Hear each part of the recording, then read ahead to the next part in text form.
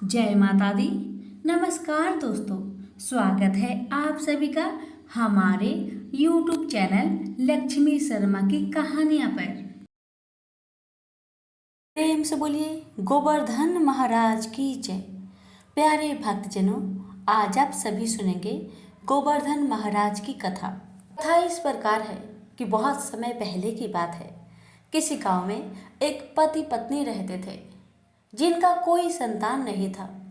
बहुत पूजा पाठ करते, मन्नतें मांगते, उसके बाद उन्हें कन्या की प्राप्ति हुई। दिन ऐसे ही बीतने लगा।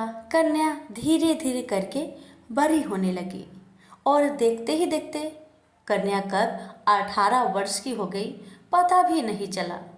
जब कन्या 18 वर्ष की हो गई तो माता पिता ने एक अच्छा वर ढूंढकर उस कन्या का विवाह कर दिया।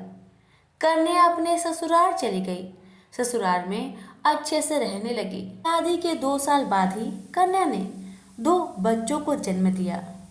एक लड़का था और एक लड़की, दोनों जुड़वा बच्चे थे। बच्चे धीरे धीरे बड़े होने लगे। जब बच्चे 5 वर्ष की हो गए तब कन्या को पता चलता है कि उसका बेटा तो गूंगा है और उसकी बेटी आंखों से अंधी है, उसे कुछ दिखाई भी नहीं देता। ये जैसे ही जाना उस कन्या ने, उसका रोना और माथा का पिटना आरंभ हो गया। पति बहुत समझाता, क्यों रो रही हो, मत रो। लेकिन पत्नी एक ना सुनी। भगवान से बार बार कहने लगी, हे भगवान, मैंने कौन सा अपराध किया जिसकी सजा आप ऐसा दे रहे हैं मुझे। मेरा बेटा तो गूंगा है और बेटी भी आंखों से अंधी। मुझसे कौन सा ऐसा अपराध हुआ है जिसकी सजा आप मुझे दे रहे हैं। हे भगवान, कृपा करके मेरे दोनों बच्चों को ठीक कर दीजिए। बेचारी जब सुबह हुआ अपने घर के आंगन में बैठकर यही सोच विचार कर रही थी कि मैंने ऐसा कौन सा अपराध किया है जिस कारण मुझे ऐसा सजा मिला। ये सोच सोचकर रोए जा रही थी। तभी उसके घर के सामने से बहुत सारी महिलाएं गोबर लेके जा रही थी। तो सभी महिलाओं का नज़र उस कन्या पे पड़ा। तो उसने कहा, ए बहन, तुम क्यों रो रही हो, क्यों इतना परेशान हो, मुझे बताओ। तो उस कन्या ने कहा, क्या बताओ दीदी, मैं बहुत परेशान हूँ, बहुत अभागिन हूँ। मेरे माता पिता ने बहुत मन्नत किए थे, तब मेरा जन्म हुआ था और मेरे शादी के बाद मेरे भी 2 बच्चे हुए हैं, लेकिन वो भी एक अंधा है और एक गूंगा। कौन सा अपराध हुआ है मेरा जो मुझे ऐसी सज़ा मिल रही है। यही सोच सोच कर मैं रो रही हूँ। मैं क्या करूँ दीदी, आप ही लोग बताइए। मैं चाहती हूँ जैसे भी करके मेरे बेटा का बोली आ जाए और मेरी कन्या, मेरी लड़की की आंखों को ज्योति आ जाए। हे दीदी, कोई उपाय बतलाइए जिससे मेरे बच्चे ठीक हो जाए। तब सभी महिलाओं ने कहा, बहन रो मत, सब कुछ ठीक हो जाएगा। भगवान के घर में देर है मगर अंधेर नहीं। तुम एक काम करो, अपने दोनों बच्चों को लो और हम लोग के साथ चलो। तो वह कन्या अपने दोनों बच्चों को लेकर उन महिलाओं के साथ आगे को बढ़ी और कुछ दूर आगे बढ़ने पर वहाँ पर एक छोटा सा मैदान था। वहीं पर सब महिलाओं ने अपना डाला का गोबर को रखा और उस कन्या से कहा, हे बहन, तुम भी बैठो यहाँ पर। कल गोधन महाराज का व्रत है। आज हम लोग गोधन महाराज को बनाएंगे और कल इनका पूजन करके इन्हें कोटेंगे। तुम भी बैठो और हम लोग के साथ गोधन महाराज को बनाओ। और गोधन महाराज को बनाने से पहले हाथ जोड़कर, मूड़ी पटककर, सर को झुकाकर गोधन महाराज से प्रार्थना करो, हे गोधन महाराज, मैं आपको बना रही हूँ, आप मेरे बेटे की आवाज़ दे दीजिए और मेरी बेटी का आंखों की ज्योति दीजिए। आप हम पर कृपा करें। मैं आपकी व्रत को हर साल बड़े ही प्यार से, श्रद्धा भक्ति के साथ किया करूँगी। सभी बहनों के साथ मिलकर वो कन्या भी गोधन महाराज को बनाती है और जब गोधन महाराज बन जाते हैं तो सभी महिलाओं ने उस बहना से कहा, हे बहन, कल सुबह तुम स्नान करके यहीं पर चली आना। कल गोधन महाराज का व्रत है, तुम भी गोधन महाराज का व्रत और पूजन करना। उस बहन ने कहा, ठीक है बहन, मैं सुबह स्नान करके चली आऊँगी। तो जैसे बहनों ने बताया वैसा उस महिला ने भी किया। जैसे ही सुबह हुआ उसने अपने घर के सारे कामकाज करके खुद तो स्नान की और अपने बच्चे को भी नहलाकर दोनों बच्चों को लेकर गोधन महाराज के पास आ गई। तो उसने देखा वहाँ पर बहुत सारी महिलाएं बैठी हुई थी। तो अब बहन भी वहाँ पर बैठ गई।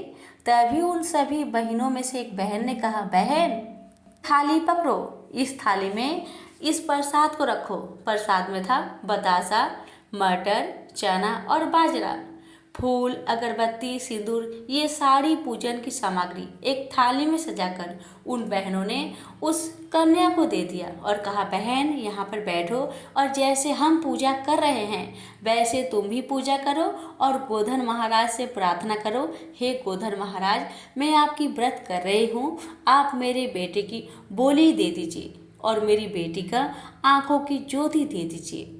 इस प्रकार प्रार्थना कर करके माता पूजन करने लगी। सभी बहनों के साथ मिलकर सभी ने पूजन किया। अपना अपना कजरौटा को, काजर करने वाले कजरौटा को सेदा गया। गोधन महाराज के पास जो दीपक जलाया जाता है उसी से सभी ने मिलकर अपने कजरौटा को सेदा और सेदने के बाद सब होने के बाद सभी महिलाओं ने मिलकर गोधन महाराज को कूटा और कूटने के बाद सभी महिलाएं सर को झुकाकर गोधन महाराज से अपनी गलती की क्षमा याचना करती है। फिर वही गोधन महाराज में कूटा हुआ प्रसाद जितना भी होता है सभी महिलाएं वहाँ से प्रसाद को चुन चुन कर लेती है।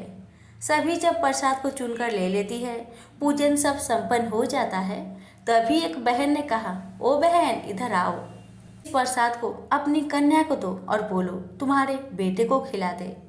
ने गोधन महाराज का नाम लेकर गोधन महाराज का प्रसाद को अपनी कन्या को देती है और कन्या गोधन महाराज के प्रसाद को अपने भाई को खिलाती है। और तभी फिर उन बहनों ने कहा, ए बहन, इस कजरौटा को लो और अपनी बेटी की आंखों में लगा दो। माता ने गोधन महाराज का नाम लिया और उसकी आंखों में काजल को लगा दिया। बस सभी ने कहा, बहन तुम चिंता मत करो, गोधन महाराज पर भरोसा रखो, सब कुछ ठीक हो जाएगा। इतना कहने के बाद वह माता अपने दोनों बच्चों को लेकर अपने घर को चली आती है और गोधन महाराज का ध्यान करती रहती है, उनका भजन करती रहती है, उनको याद करती रहती है, उनसे प्रार्थना करती रहती है कि मेरे दोनों बच्चों की रक्षा करे। जैसे ही रात होता है तो गोधन महाराज उस माता पे प्रसन्न होकर उसके घर में आते हैं और दोनों बच्चे के सर पे हाथ रखकर वहाँ से अंतर ध्यान हो जाते हैं और माता को सपना देते हैं, हे बेटी, मैं तुम्हारी श्रद्धा भक्ति से बहुत प्रसन्न हूँ, जाओ, मैंने तुम्हारी सभी इच्छा को पूर्ण किया। गोवर्धन महाराज की कृपा से गूंगे बेटे को बोली मिला और अंधी बिटिया को ज्योति मिला। हे गोवर्धन महाराज, जैसे कृपा आपने उस माता की बच्चे पे करी वैसे हम सभी की बच्चों पर अपनी कृपा सदा बनाए रखना। आपकी कथा को कहने वाले, सुनने वाले, हुक्कार भरने वाले सभी पर अपनी कृपा सदा बनाए रखना। प्रेम से बोलिए गोवर्धन महाराज की जय। एक समय की बात है, भगवान श्री कृष्ण अपने सखाओ गोप ग्वालों के साथ गाय चराते हुए गोवर्धन पर्वत की तराई में जा पहुँचे। वहां पहुंचकर उन्होंने देखा कि हजारों गोपियां गोवर्धन पर्वत के पास 56 प्रकार के भोजन रखे बड़े उत्साह से नाच गान कर रही थी, उत्सव मना रही थी। श्री कृष्ण ने इस उत्सव का प्रयोजन पूछा तो गोपियां कहने लगी कि आज तो घर घर में उत्सव होगा, क्योंकि वृत्रासुर को मारने वाले मेघों का देवों के स्वामी इंद्र का पूजन होगा। यदि पूजा से भी प्रसन्न हो जाए तो वज्र में वर्षा होती है, जिससे अन्न पैदा होता है तथा वज्रवासियों का भरण पोषण होता है। श्री कृष्ण बोले, यदि देवता प्रत्यक्ष आकर भोग लगाए तो तुम्हें यह उत्सव जरूर करना चाहिए। इतना सुन गोपियां कहने लगी कि देवराज इंद्र की इस प्रकार निंदा नहीं करनी चाहिए, ये तो इंद्रोज नामक यज्ञ है, इसी के प्रभाव से अतिवृष्टि तथा अनावृष्टि नहीं होती। श्री कृष्ण बोले, इंद्र में क्या शक्ति है, उससे अधिक शक्तिशाली तो हमारा गोवर्धन पर्वत है, इसी के कारण वर्षा होती है। हमें इंद्र से भी बलवान गोवर्धन की पूजा करनी चाहिए। काफी वाद विवाद के बाद श्री कृष्ण की बात मानी गई तथा वज्र में इंद्र की पूजा के स्थान पर गोवर्धन की पूजा शुरू की गई। सभी गोप ग्वाल अपने अपने घरों से पकवान लाकर गोवर्धन की तराई में जा श्री कृष्ण की बताई विधि से पूजन करने लगे। उधर श्री कृष्ण ने अपने आधिदैविक रूप से पर्वत में प्रवेश कर ब्रजवासियों द्वारा दिए गए सभी पदार्थों को खा लिया और उन सबको आशीर्वाद दिया। अभी गोपाल अपने यज्ञ को सफल जानकर बड़े प्रसन्न हुए।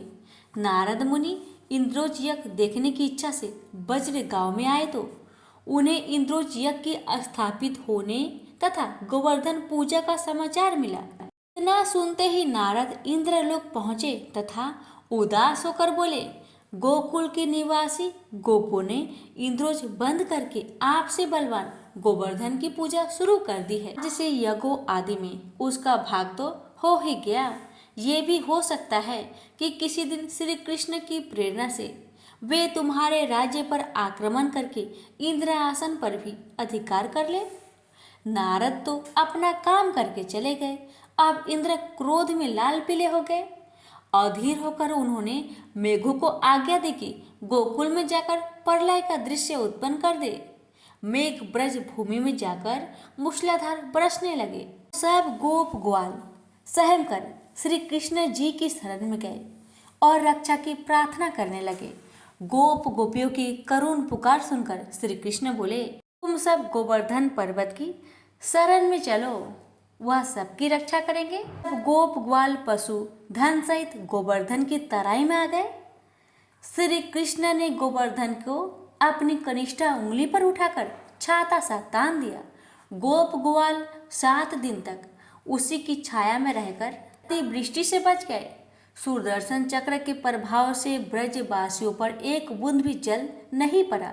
यह चमत्कार देखकर ब्रह्मा जी द्वारा श्री कृष्ण अवतार की बात जानकर इंद्रदेव अपनी मूर्खता पर पश्चाताप करते हुए श्री कृष्ण से क्षमा याचना करने लगे। श्री कृष्ण के 7वें दिन गोवर्धन को नीचे रखा और ब्रजवासियों ने कहा कि अब तुम प्रतिवर्ष गोवर्धन पूजा कर अन्नकूट का पर्व मनाया करो।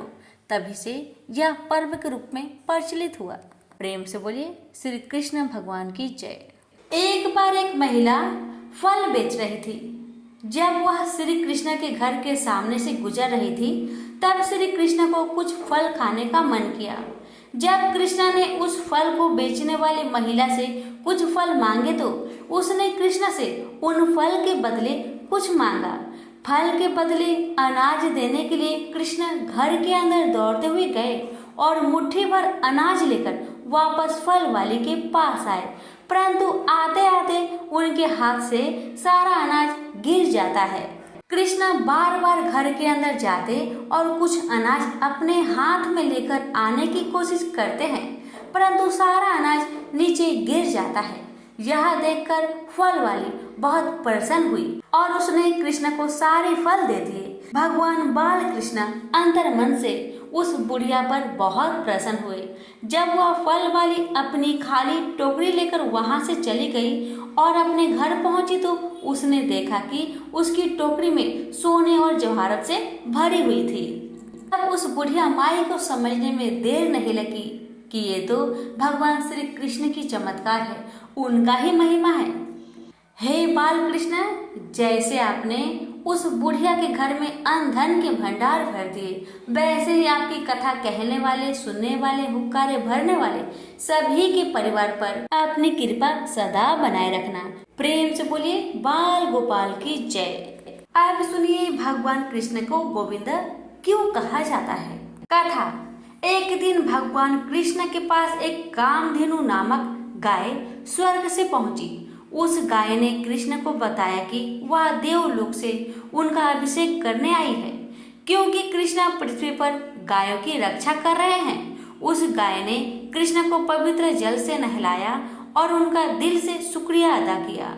उसी समय भगवान इंद्र अपनी हाथी ऐरावत पर विराजमान होकर वहां प्रस्तुत हुए और उन्होंने श्री कृष्ण को आशीर्वाद दिया और कहा कि आपके इस पुण्य कार्य के लिए पूरे विश्व के लोग आपको गोविंद के नाम से जानेंगे।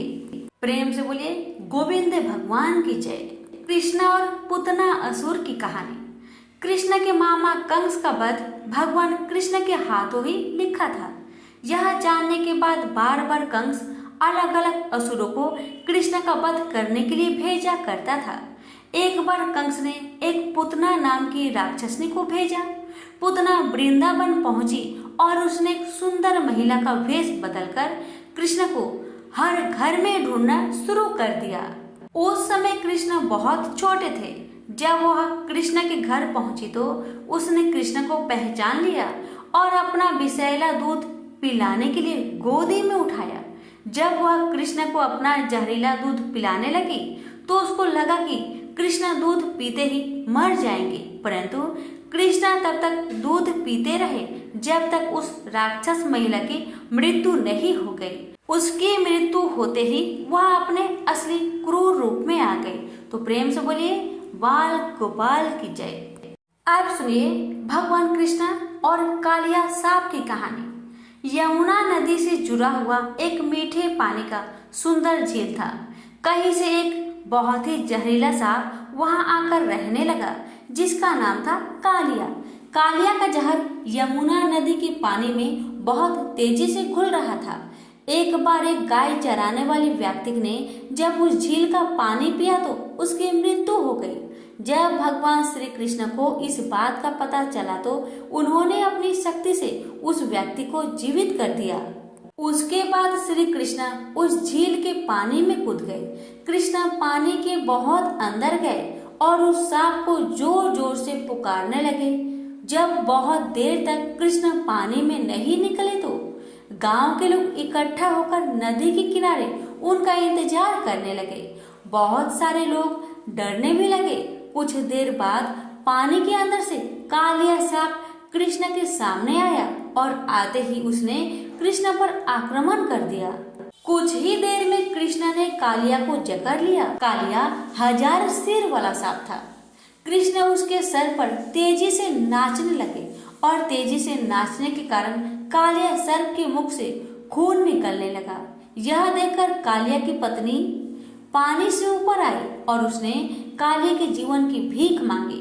कृष्ण ने उन्हें यमुना नदी की झील को छोड़ने के लिए कहा और रमान का दीप जले जाने को कहा और साथ ही कृष्ण ने कालिया को अवशासन दिया कि आप उन पर गरुड़ कभी भी आक्रमण नहीं करेगा, क्योंकि कालिया के सिर पर कृष्ण के पैरों के निशान पड़ चुके थे। यह सुनकर कालिया बहुत ही खुश हुआ और वह यमुना नदी के उस सुंदर झील को छोड़कर अपनी पत्नी के साथ चला गया। इस प्रकार कृष्ण ने कालिया सांप से गांव की रक्षा की। तो प्रेम से बोलिए श्री कृष्ण भगवान की जय। अब सुनिए भगवान श्री कृष्ण की घर में दूध वाली कथा। भगवान श्री कृष्ण ने भले ही राधा रानी से शादी नहीं की हो, लेकिन दोनों के बीच प्रेम इतना पवित्र और निश्चल था कि आज भी भगवान श्री कृष्ण के साथ राधा रानी का नाम लिया जाता है। पुराणों में भी राधा रानी को भगवान श्री कृष्ण की शाश्वत जीवन संगिनी कहा जाता है। दुनिया के लिए भले ही भगवान श्री कृष्ण और राधा दो थे, लेकिन राधा कृष्ण ने कभी अपने आप को अलग अलग नहीं माना। दोनों एक दूसरे के हृदय में बसते थे। चोट एक को लगे तो दर्द दूसरा को होता था। धार्मिक पुस्तकों में एक ऐसा ही प्रसंग है कि एक बार रुक्मणी ने भोजन के बाद भगवान श्री कृष्ण को पीने के लिए गर्म दूध दिया। दूध इतना गर्म था कि जब भगवान कृष्ण ने उसका सेवन किया तो उनका मुख से उनका हृदय भी जल उठा। जलन की पीड़ा के कारण श्री कृष्ण के मुख से निकला, हे राधे। रुक्मणी ने जब श्री कृष्ण के मुख से राधा का नाम सुना तो श्री कृष्ण से पूछा कि मैं भी आपसे बहुत प्रेम करती हूँ, लेकिन आप कभी मेरा नाम नहीं पुकारते हैं। आप हमेशा राधा का नाम लेते हो, आखिर क्या है ऐसा राधा में? रुक्मणी का सवाल सुनकर श्री कृष्ण मंद मंद मुस्कुराए और रुक्मणी से सवाल किया कि क्या आप राधा से मिली हो? श्री कृष्ण का सवाल सुन रुक्मणी से रहा नहीं गया और वह अगले दिन राधा जी से मिलने के लिए पहुंच गई। राधा के कक्ष के बाहर रुक्मणी को एक बहुत ही खूबसूरत स्त्री दिखाई दी। रुक्मणी उस स्त्री को राधा समझकर चरण छूने लगी। स्त्री ने रुक्मणी को रोकते हुए उनका परिचय और आने का कारण पूछा। रुक्मणी ने अपना परिचय देते हुए कहा कि मैं राधा से मिलने आई हूँ। इस पर उस स्त्री ने कहा कि मैं राधा की दासी हूँ। राधा से मिलने के लिए आपको 7 द्वार पार करने होंगे।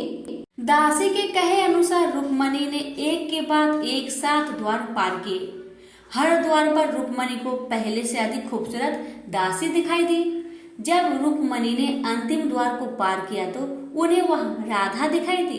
अद्भुत खूबसूरत और मुख पर सूर्य के समान तेज देखकर रुक्मणी राधा के चरणों में गिर पड़ी। इस दौरान रुक्मणी को राधा के तन पर छाले दिखाई दिए। उन्होंने राधा से पूछा कि आपके तन पर छाले कैसे हुए। इस पर राधा ने कहा कि आपने श्री कृष्ण को पीने के लिए गर्म दूध दिया था, जिससे उनका हृदय जल गया। उनका हृदय मेरा निवास स्थल है, इसलिए मेरा शरीर दूध से जल उठा है। अब रुक्मणी सब समझ गई। प्रेम से बोलिए श्री कृष्ण भगवान की जय, राधा रानी की जय। द्वापर युग में घटित कृष्ण और राधा की कहानियां कौन कौन नहीं जानता। उस वक्त देवताओं में यह चर्चा थी कि राधा ही भगवान कृष्ण की सबसे बड़ी भक्त है। पर इस बात से एक व्यक्ति सहमत नहीं थे और वे थे नारद मुनि। वह अपने आप को ही भगवान कृष्ण का सबसे बड़ा भक्त मानते थे। पर देवताओं में राधा रानी के विषय में चर्चा सुनकर उन्हें जलन महसूस होने लगी थी। नारद मुनि का स्वभाव से भगवान कृष्ण भी अच्छी तरह अवगत थे। एक दिन नारद मुनि कृष्ण भगवान से मिलने द्वारिकापुरी गए थे। उन्हें आता देख भगवान श्री कृष्ण अपना सिर पकड़कर बैठ गए। मुनिवर ने उन्हें देखते ही पूछा, क्या हुआ प्रभु, आप यूं सिर पकड़कर क्यों बैठे हैं? उस पर द्वारिकाधीश ने उत्तर दिया, मुनिवर, आज हमें सिर में बहुत पीड़ा हो रही है। नारद बोले, तो प्रभु इस पीड़ा को मिटाने का क्या कोई उपाय है? कृष्ण ने कहा, हाँ उपाय तो है। अगर मेरा सबसे बड़ा भक्त अपने चरण धोकर उसका चरणामृत मुझे पिलाएगा तो मेरा सिर दर्द पल भर में ठीक हो जाएगा। कृष्ण के मुख से यह उपाय सुनकर कुछ पल के लिए मुनिवर सोच में पड़ गए कि हूँ तो मैं ही सबसे बड़ा कृष्ण भक्त, लेकिन अगर मैं अपने पैर धोकर उसका चरणामृत प्रभु को पिलाऊंगा तो मुझे नरक जाने जितना महापाप लगेगा। परंतु राधा को भी तो सब कृष्ण का बड़ा भक्त मानते हैं। इतना सोचने के बाद भगवान कृष्ण से आज्ञा लेकर नारद तुरंत राधा रानी के महल में जा पहुंचे और उन्हें प्रभु के सिर में हो रही पीड़ा एवं उसका उपाय के बारे में वृत्तांत सुनाया।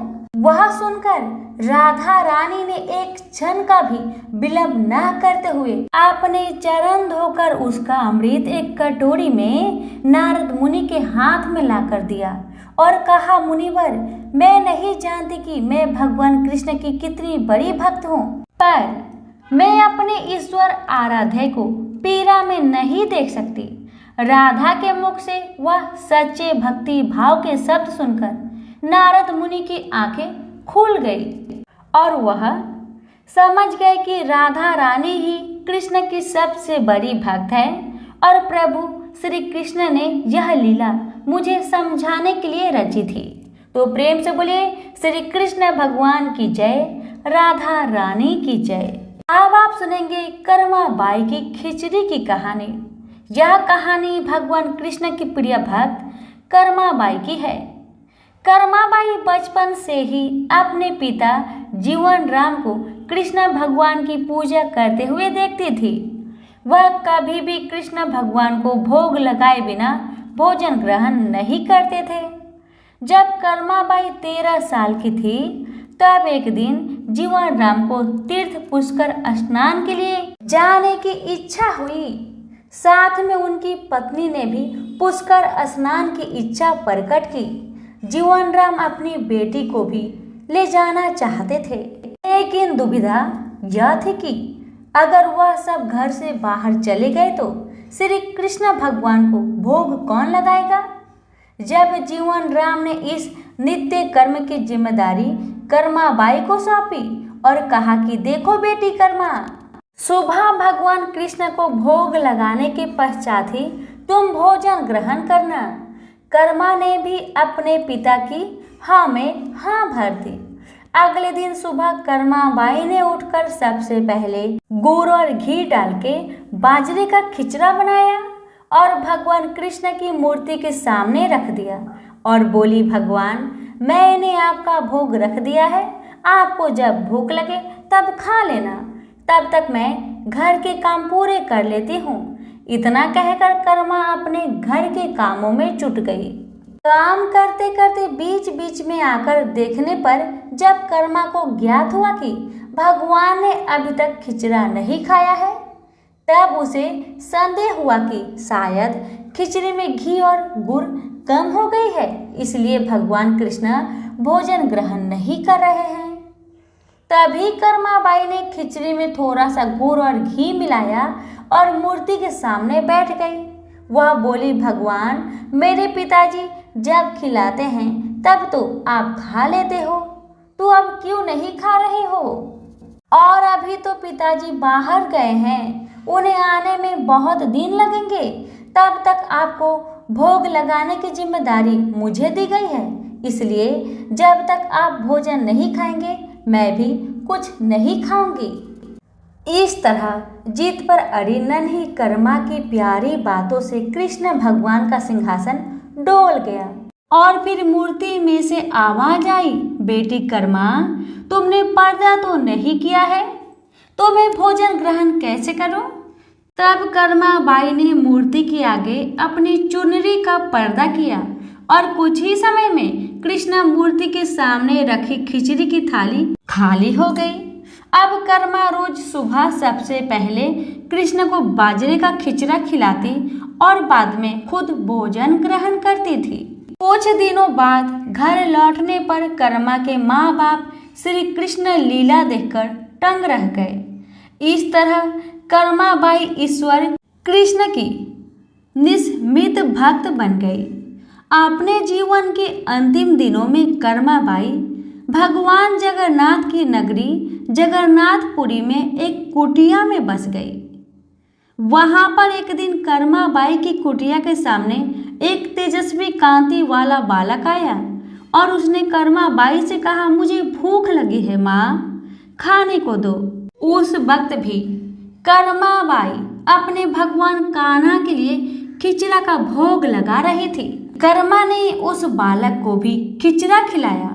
इसके बाद से वही बालक हर रोज कर्मा के हाथ का खिचड़ा खाने आता था। यह सिलसिला कई वर्षों तक चलता रहा।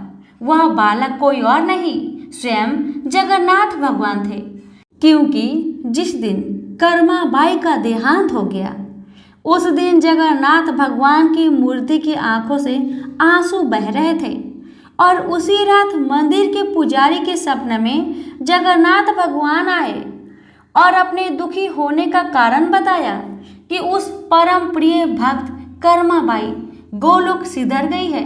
मैं रोज सुबह उसके हाथ की खिचड़ी खाता था, अब मुझे खिचड़ी कौन खिलाएगा? अगले दिन से मंदिर के पुजारियों ने निर्णय लिया, भगवान का रोज बाजरे का खिचड़ा का भोग लगेगा और उस भोग का नाम दिया गया कर्मा बाई की खिचड़ी। तो प्रेम से बोलिए श्री कृष्ण भगवान की जय, जगन्नाथ भगवान की जय। एक समय की बात है, एक भाई बहन रहते थे। बहन का नियम था कि वह अपने भाई का चेहरा देखे ही खाना खाती थी। हर रोज सुबह उठती थी और जल्दी जल्दी घर का सारा काम काज करके अपने भाई का मुख देखने के लिए उसके घर से निकल जाती। एक दिन रास्ते में एक पीपल पेड़ के नीचे गणेश जी की मूर्ति रखी हुई थी।